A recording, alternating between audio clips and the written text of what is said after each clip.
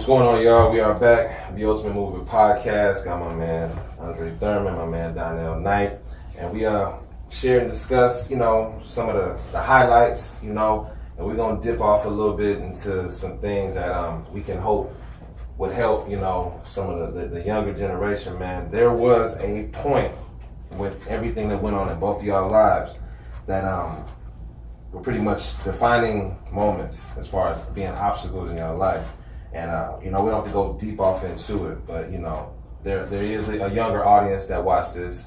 There is a younger audience that watches YouTube, that talks to you on an everyday basis, and there might be a few things they don't know, but they go through. I'm assuming they aren't just basing their life off, the best moments that y'all had, because it's almost like you got to jump up and try to reach that. There's some things that happen. And you guys can just share as you want on some of them things that were the defining moments that helped you grow and that you hope can help other people grow. Either one of y'all. I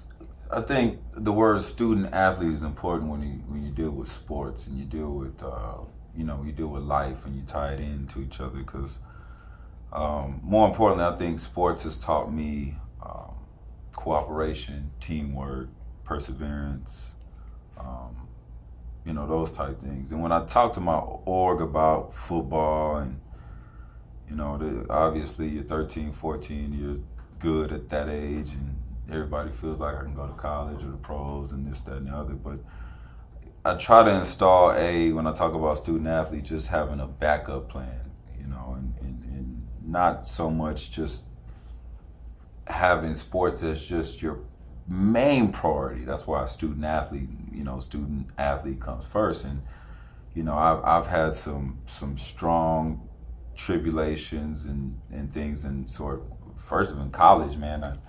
My junior year, we talked about humility. I thought I was kind of above the system, and I had pretty much stopped going to school my junior year. And we talk about being football first and student athlete. This was at U of A? This is at University of Arizona. And my junior year, because of the season I was having in the fall, I thought I was, hot stuff. So I'm going to the league. This was Tommy was there at the time, right? This was Makovic. Coach Makovic was there. And Tommy's come to find out, man, I put my name in the draft, and it wasn't as high as I thought I'd be, or what I expected. So I put my name out of it, as a junior underclassman, and I went and stayed back in the school. Well, I let school fall off in the fall, so it dropped me under. I went from a 2.3 GPA to under a 2.0, and you have to have a 2.0 to play football. Right. And you have like 118 electives, man. Your GPA doesn't climb up. Right. So I fell short in summer school fighting at 2.0. I ended up with a 1.998. Mm-hmm. So I was ruled academically ineligible for the 2003 season. And this is, I'm coming off, I don't mention All Pac-10, probably the highest draft pick coming from Arizona at the time. You talk about humility, man. This thing on ESPN, Andrae Thurman, ineligible for the entire year. So, man, the phone calls were there. What happened was there. Make a long story short, man, I ended up getting another angle. I got one more chance. I got to Southern Oregon because they started school late in the fall. So I took one more summer school class, and it got me over to the 2.0. Okay. But, sports is not forever. And that's the thing that I think I learned most there, because just how quick you are a superstar, if you don't take care of some of the things that can, until you get to the pros, which is a hard feat to get to, man, it'll never happen. I always tell the kids this, the kids and this, that, and the other. I said, man, you got to get to high school with a certain GPA. Then you got to get to college and maintain a certain GPA. So you think these cats, these J.R. Smiths and all these other cats, these cats is any football player you think is not as, they went to high school, college, they had to maintain something. So, you're just not gonna get it off athletic ability, man. And there's a lot of DKs and there's a lot of Andres, and they're better, you know. And I think what I talked about is the perseverance, and the thing that sports taught me is perseverance. I think the number one thing that an athlete can have is work ethic. Is work ethic, man, and that's implies itself all around. I mean, school, and that means football, and how you work out, and how you take care of yourself. You know, all those things is called, you know, ties into work ethic, man. So, I think that was one of the defining moments for me. You know, in college, man, I grew up fast, man, because my favorite thing was taken away from me. You know what I'm saying? And you just have to have other things to fall back on, just be well-rounded. But I think that was a defining moment for me.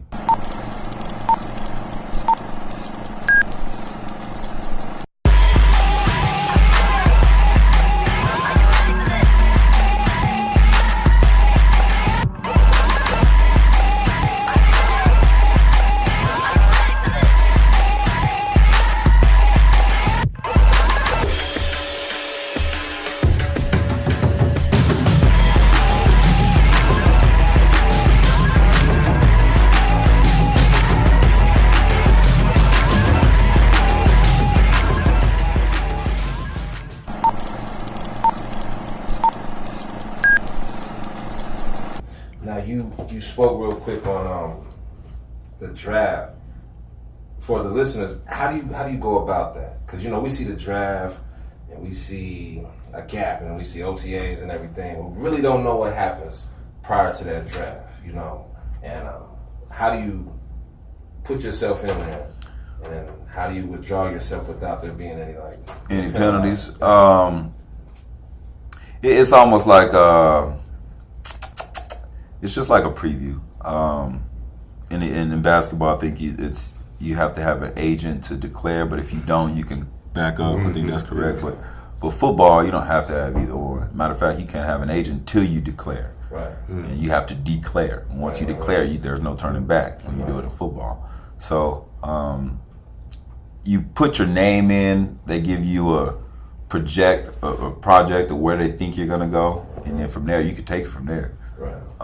And I took it, you know, like, okay, I got more work to do. So you get somewhat of a preview, and you kind of know, man, once you get in your junior year, you kind of have there's an ear out there of people to tell you, but it's really all about you, man, and all about you, how you feel, if you're ready, and listening to people that's been there, and, you know, some of your coaches, and hopefully you get coaches that has your best interest in hand. Right. DK?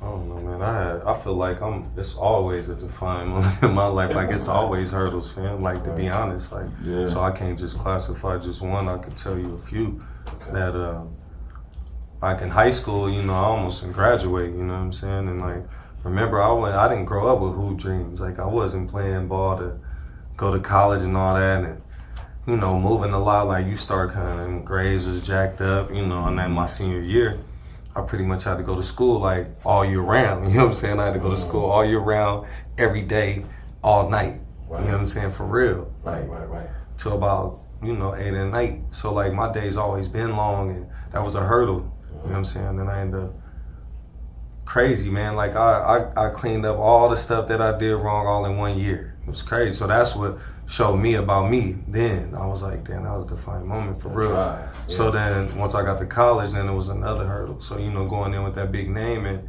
then basketball came along with all of that. I really wasn't set out to go to the NBA. I wasn't planning on that. Those dreams came about once I got into college, and I started seeing like, damn, I need some money.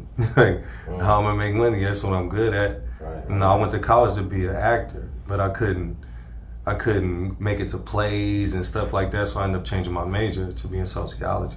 You know what I'm saying? So.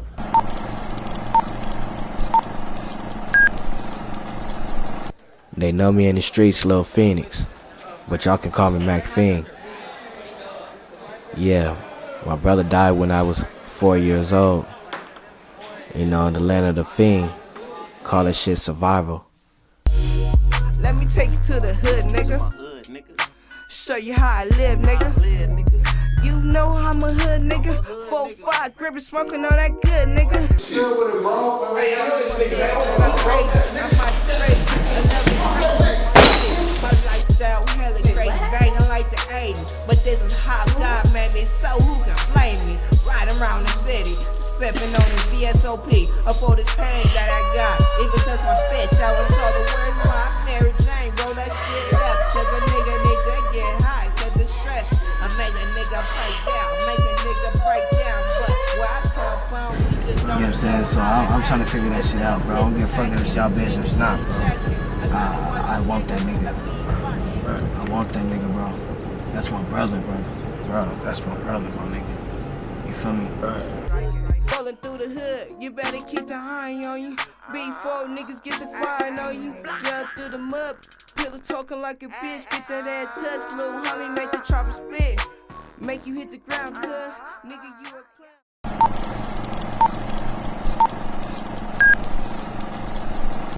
That was kind of like a defining moment then because I really didn't have that kill in me right then to make the league. I knew that, you know what I'm saying? Because I wasn't my dream. I wasn't out to be an NBA star. Like these things just came about as like I just kept playing. I just kept getting better every summer. You feel me? Like, and that's how it really happened. Like, and that's how my dad just taught me with everything. Just keep getting. I got better at baseball. I wasn't good at baseball, but I ended up getting better at that. Right. Played football, and I got better at that. Ran track. So things just naturally in the household I was raised. Once I lived with my dad, was just always pushing to get better. So when basketball came along, I treated it like that. I wasn't going at it like, man, I don't got no way out. I wasn't hungry like that. Right. It just was, I was athletic, I started getting better. And then next thing you know, I started getting that challenge of like, man, you're not that good and you ain't playing. And while I'm like, shit, that wasn't my dream. I got a degree, you know what I'm saying? I'm here. I thought I was straight. Like, I thought this is the dream, you know what I mean? But it really wasn't. Then I started turning the switch on about getting paid. Then I had to beat all of that. Then I ended up playing for semi-pro. And I felt like, damn, that was a defining moment of teaching me how to work through a lot of shit. Even when like people put challenges on you, like I took them as that. And once they turned that switch on, then I became a different beast. So did you actually go through that same process of seeing where you would be projected at, or? Well, when I came out of college, like I kind of already knew, but I really didn't care, to be honest with you, because I knew I had game. I just was at a place. It wasn't even about a shot. I just was like, damn, they did me at this school, but it's cool. You know what I'm saying? Like, what's next? Like, what I'm gonna do? You know what I mean? And my whole goal was like to never let no man run me away from where I was from. You know what I'm saying? I'm from here. Right. How my coach gonna run me off? Like, a lot of cats was transferring and all that. I was like, nah. Like, this is where I'm from. You know what I'm saying? I'll just have to ride it out. I could have left. Right. But I didn't. You know what I'm saying? And it was a challenge. Like, everywhere I went, people was like, damn, what's up? Because they saw me play, they saw my career. Right. Like, why your game up and down? Why you some games you good, and it's hard to just be like, man, coach. So I started putting it on me.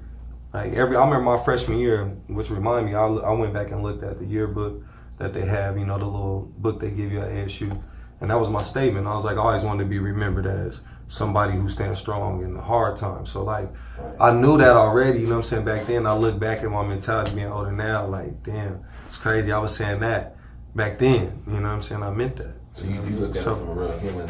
Yeah, so it's always been a hurdle, fam. I feel like that's what made me be who I am. So it's kind of hard to say that it was a bad or a defining moment, because then I found out later those moments made me be better, you feel me?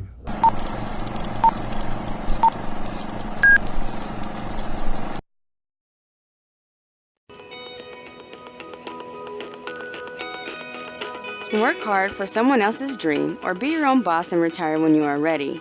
More and more people are becoming entrepreneurs, and Arizona is the perfect place to do it. Here at Rise Up Now, we prepare and file your LLC, corporation, and nonprofit paperwork. We also help with business plans and grant writing. We can design your website, provide marketing and advertising, or small business loans. We are a complete small business center. With everything we offer, all you need to do is start your business now. Rise Up Now. It's now or never. Call today, 602-812-3561.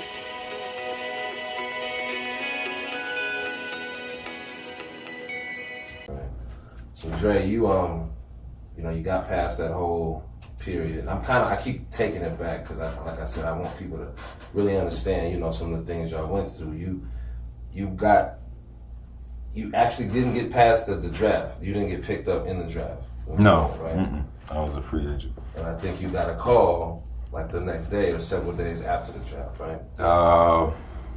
About 10 minutes after the draft was over, I got a call. Okay. That was with the Giants, right? It was, I had an option of 3 teams. They give you a small signing bonus if you're a priority free agent, is what they call it. Right. Jacksonville, Houston, and New York. Okay. And I chose, you know, you're young, you choose the one with the most money. And I chose New York not knowing the depth chart or anything, or, you know, the coaching style or anything. But yeah, it was a stressful period because you take, you know, at this time I took, you know, 4 or 5 months just to train, you know, and I went down to New Orleans to train, one of the best trainers, and so it's like, you know, you're kind of waiting in the wings, like what's it gonna be for next, you know, for what's my life gonna be like. But man, it's you know, it's. I mean, it's the same thing. Like it's the same thing we talk about, man. It's just competitive nature. You know, you're dealing with much more of a, you know, competitive scale. I mean, but like, obviously politics is involved when it comes to, you know, certain things and situations like that. Yeah, definitely politics. But getting drafted to me wasn't the, you know, you wanted to be a part of it because your people that you hoop with was shining. You feel me? Right. Like it meant something then. You know what I mean? But then once you saw them go through their trials and tribulations, some of them got cut. Some of them, you know, they end up right back with you, you know, working. Like, I mean, it's just real rare. Some of them that we thought weren't good went on and was better than most, you know. So it's like getting drafted is dope. But then you know, now looking back in life, it's like, damn, man, I really did a lot too, you know. So it's like, I really didn't look at it in a bad way, you feel me? I was just making sure I got home. I was like, man, can I still play? Right. I just still wanted to play. That was my problem. See, like Dre was saying, I wasn't really on the business tip. Like, I was like, I just wanted to hoop. I just love the game. Now they turned that on in me. I just wanted to play. I didn't care. Right. I mean, I was in China probably making the most money my rookie year. And I wasn't playing and I was unhappy, bro. And I was making money.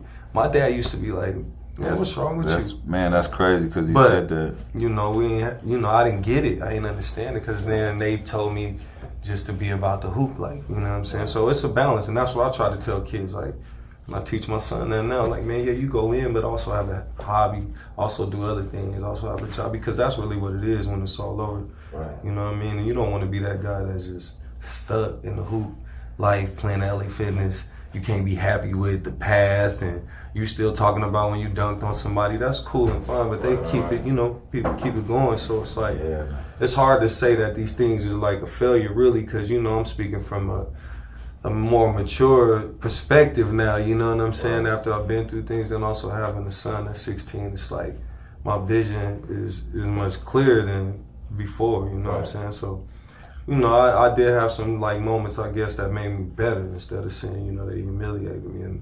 And you know, not getting drafted, you know, right then and there, that meant something. You know what I'm saying? It was like, man, I wanted to see my name up there. I wanted to walk across the stage, but it really was about the money. Like, at the end of the day, you be like, dang, he got bread. Like, and that's really what you were saying, you know. I was like, man, he got bread. Like, he owned. It ain't even about the hat and the shaking the commissioner. And he like, yeah, man, he came through in a Mercedes yesterday. Like, just last week I was dropping him off at the gym. Now he came back from the, you know what I'm saying? You like, he owned. Like, he owned. It's your partner. You know what I'm saying? He owned. And it's like, you not. So that's what it means. I think that was my biggest disappointment. That's all I was thinking about. Man, how much money I lose going and messing up with school. You know what I'm saying? But that's the mindset that you have at 26, 25. But like you said, man, once it molds you, man. And I think another key point you said too, man, is everything was a hurdle. Everything's a hurdle. It's a hurdle every month. Yeah, it's a hurdle every 2 weeks. I don't really trip off of it. It served its purpose. I got to do a lot of things with basketball, so I learned to respect it as such. Like, you know what I'm saying? For real, I got to be a lot of places and get a lot of blessings off this game, fam. Like, sometimes where it just be by myself, where I'm like, damn, I wish I could share somebody, but it really just be in the moment, you know what I'm saying? So it's like, it's peace with me, you know what I'm saying? I wish I was still playing just competitive in my own head. But when I get out there, I don't want to run no sprints. I don't want to keep it funky. I don't want to do no suicides no more. Like, I want to just stay cool. I just shoot a little bit, mess around. But and that's why I try to tell a lot of kids, like, I'm out the way. And they always telling me, what you saying, man, talk about your career. And I'm out the way. I'm really here for you at your exposure. You know what I'm saying? So you can use me and get better. But I ain't on some, oh man, I was this guy and that. I ain't with that. That ain't my style. Like, if you can't learn from me the other way, then. And the reason I kind of highlight that is because, you know. But you different. I'm talking about these little shorties. They be wanting me to flex. They be like, man, coach, you was doing this and that. I'm like, man, I'm not about to be out here. I'm lightweight a fan of both y'all myself. You know what I mean? So I'm speaking from that angle. So I guess, and this is unfortunate the way society works, I might not have listened as much if you didn't have. If you didn't have, that's what they told me. They was like, "Oh, coach me." It's good to know that because it sounds like what you guys are both saying is the failures built you, kind of like the successes did. Right. You know, so that's a beautiful thing. So when we get back, we're gonna talk about Mind Over Matter Sports. We're gonna talk about Thurman U, and we're gonna get to what they got going on in the future. This is the BULTMT Podcast.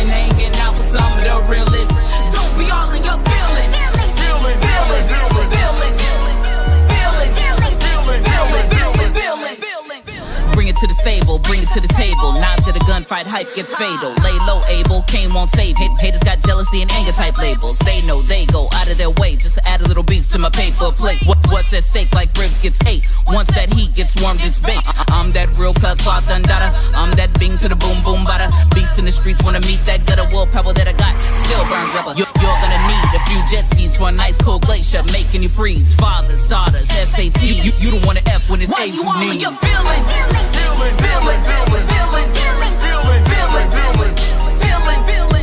Just be glad cause I'm winning.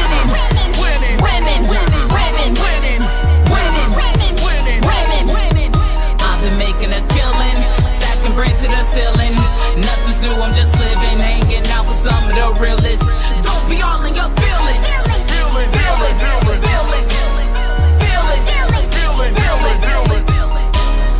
City gotta kill it, bring to my skillet. City got fire like fire got lit with. Hold on, pivot, I need space. I'm that star Jupiter hates. I'm about paper, bring me the cash. I gotta watch out for the snakes in the grass. Fast act, life is a movie. Life is a test, but you do not school me. Rudely, moving in my lane. I got knowledge to ruin your brain. It's not about fame, it's more about power. Give me 1 second, I don't need it for hours. Sour cowards making lemonade, trying to test me like I'm in 9th grade. I'm on another page, cause I get booked. And being on top, I am not overlooked. Silence, giants, you don't wanna try it. I'll surprise you like David the Goliath. TKO when you clash with a titan. I'ma keep shining like a rare cut diamond. Thirsty boy, get replenished. I got a lot of bars for your life sentence. You don't wanna mess with a whiz like this. Students won't live with a teacher this big. You're feeling.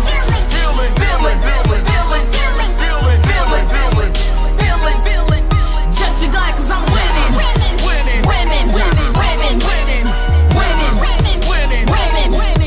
I've been making a killing, stacking bread to the ceiling. Nothing's new, I'm just living, hanging out with some of the realists. Don't be all in your feelings.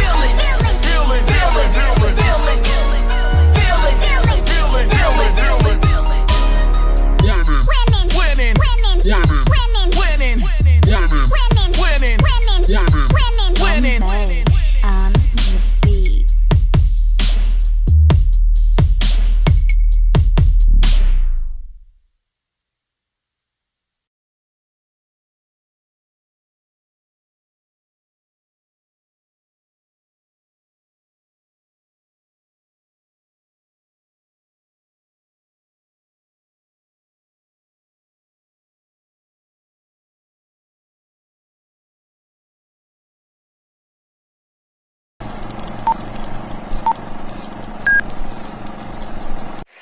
is a greater threat to progress than hardship. So keep moving, keep growing, keep learning.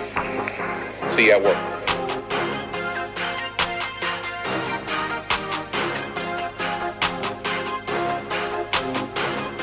Let's get it. Yeah. She drop the top and count my money straight up. Then hit the field, we ballin' out, no Lakers. I can't complain, just pop 3 pairs of paper. Then hit the field, we callin' shots on table. Drop top on them benches.